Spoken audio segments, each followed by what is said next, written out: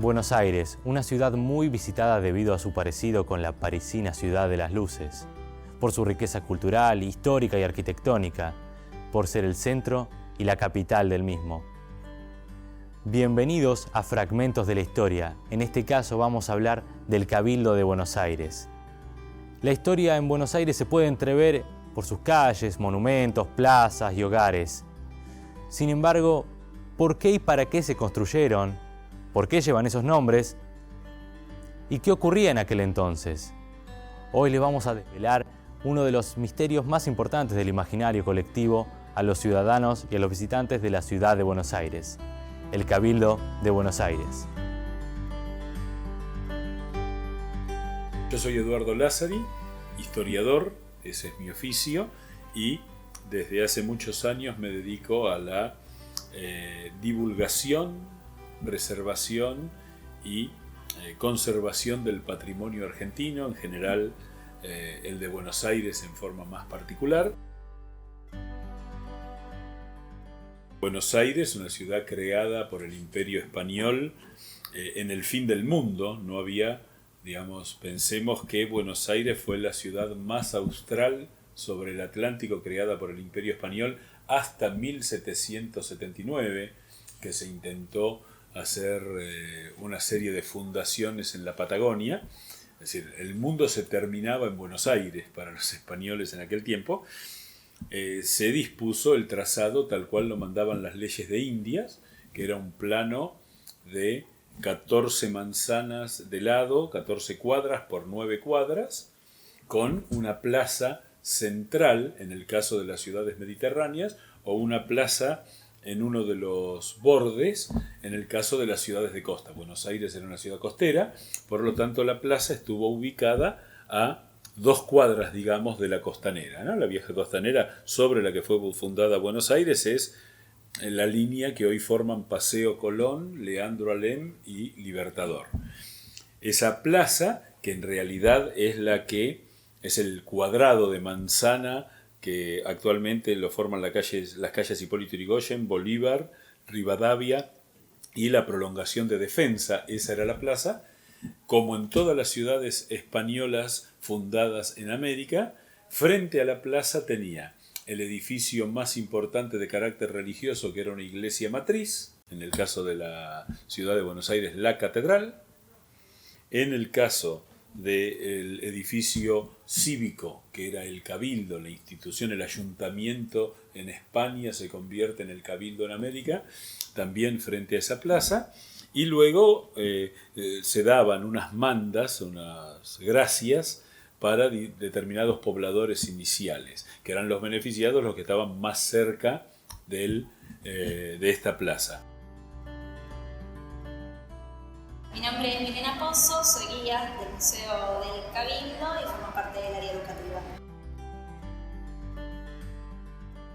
Bueno, el edificio del Cabildo tiene varias construcciones.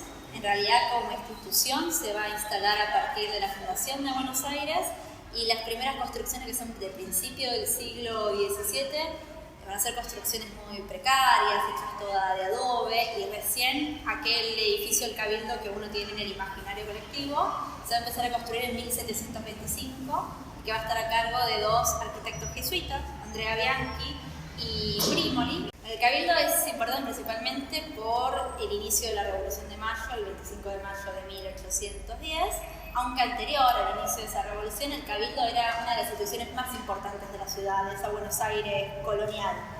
Después quedó como símbolo justamente de la identidad nacional, de la construcción de esa identidad, y está vinculado principalmente a las efemérides, aunque si bien de antes el Cabildo que se encargaba, por decirlo de alguna manera, casi principalmente de la administración y la organización. El Cabildo cuenta con un diseño muy prolijo. Si uno ve, los arcos de la planta baja coinciden con los de la parte alta. Fue un proyecto integral, es decir, fue un edificio que fue pensado tal cual se lo construyó y tal cual se lo terminó. Siempre se cuenta como, una comparación interesante, que el Cabildo de Salta, que se fue haciendo en etapas, los arcos de la planta baja no se corresponden con los del primer piso, ¿no? Ni siquiera las columnas, es decir, Era un proceso en el cual evidentemente faltaba la mano de un arquitecto. Aquí tuvimos la mano de un arquitecto, el edificio es muy prolijo, muy bien construido. Hay un dato muy interesante que es que la arquitectura española, lo que nosotros llamamos la arquitectura colonial, era una marca de la presencia hispánica en nuestro país. El periodo de la independencia y luego todo el periodo de guerras civiles que llega hasta la organización nacional, hubo un espíritu en contra de lo hispánico. Por eso cuando Buenos Aires se separa de la Confederación en 1852, hay todo un proceso de europeización de la arquitectura, la construcción del Teatro Colón, la aduana Taylor, el ferrocarril, que llevó a las autoridades a modificar. Recordemos que en 1820 había caducado el Cabildo, que también ofició como cárcel, pero había caducado como institución. Por lo tanto, el edificio no tenía demasiado destino y se empieza a producir una transformación que lo convierte hacia 1860 en una suerte de palazzo italiano. Se le reemplaza el techo de tejas por un aterrazamiento, se ponen balaustradas, a la torre se le da toda una forma que no tenía, esa torre tan limpia y tan pura, de líneas muy claras, se le agrega un tercer volumen y pasa a tener una idea más de campanile a la italiana. Y para fines del siglo XIX, esa modificación que había desfigurado totalmente el cabildo original, había eliminado los balcones salientes y había eliminado todo rastro arquitectónico colonial, sufre tensiones en la torre, que empieza a perder estabilidad, se decide la demolición de la torre.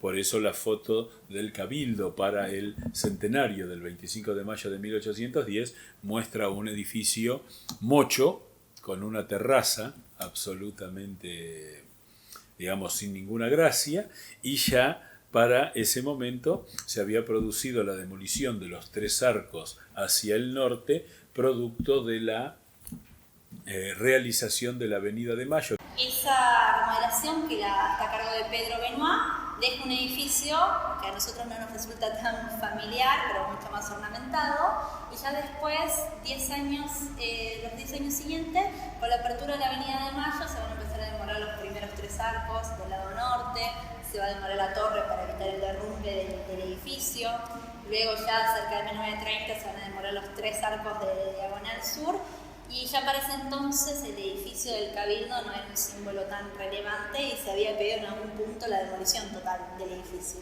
que se termina evitando a partir de algunos proyectos de ley que inclusive terminan con la declaración de Monumento Histórico Nacional en 1933. El Cabildo puede representar tantas cosas como personas en el mundo. Sin embargo, este monumento ha presenciado innumerables hechos relevantes de la historia argentina. Es para muchos una parte de la historia argentina. Sin embargo, hoy en día, ¿qué es para nosotros el Cabildo? ¿Qué es lo que simboliza?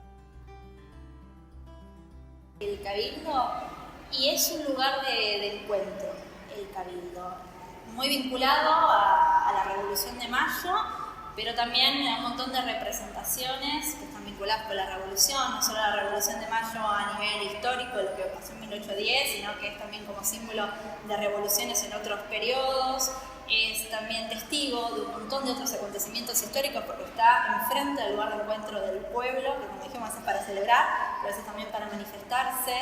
Si bien lo visitan más el 25 de mayo y por eso lo vinculamos mucho a la efeméride, hoy es un museo y es un espacio que busca ser abierto a todos los públicos, un espacio plural donde cada uno se pueda apropiar también de este edificio y de todo lo material e inmaterial que conlleva. El Cabildo es el edificio en el cual comenzó todo, es decir, allí se da el primer hecho político relevante que da origen a la Revolución de Buenos Aires, que luego se va a convertir en la Revolución de las Provincias Unidas del Río de la Plata, y que es la única revolución que desde 1810 ha prevalecido en la historia de América. El resto de las revoluciones del año 10 en el resto de América cayeron, solo se mantuvo en pie la de Buenos Aires. Entonces, en una suerte de alianza con la Casa Histórica de la Independencia en Tucumán, son los dos edificios históricos de mayor relevancia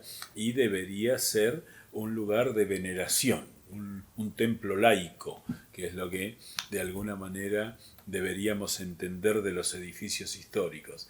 El hecho de que no haya tareas educativas, no haya tareas didácticas, que no haya tareas de divulgación respecto de ese patrimonio, hace que por cuestiones nimias, porque muchas veces sus paredes han sido manchadas con causas hasta innobles, pero digamos, no lo justifica ni siquiera una causa noble el maltratar al patrimonio, pero el cabildo podría convertirse simbólicamente en la casa de todos, y simplemente se ha convertido en un viejo edificio que está ahí frente a la Plaza de Mayo y que para mucha gente ni siquiera se sabe el nombre, ¿no? Eso es triste, pero forma parte de la degradación de la cultura argentina de las últimas décadas, y esperemos que en algún momento la nobleza de estos edificios, sumado a una acción política correcta, permita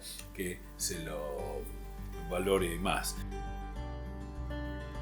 El Cabildo de Buenos Aires, un paisaje en el corazón de todos los porteños, un monumento histórico de nuestra nación y también un monumento olvidado de la misma, un museo con retazos de la historia de nuestro país y la casa de todos nosotros, una pieza en el rompecabezas de la historia y un símbolo representativo de nuestra patria.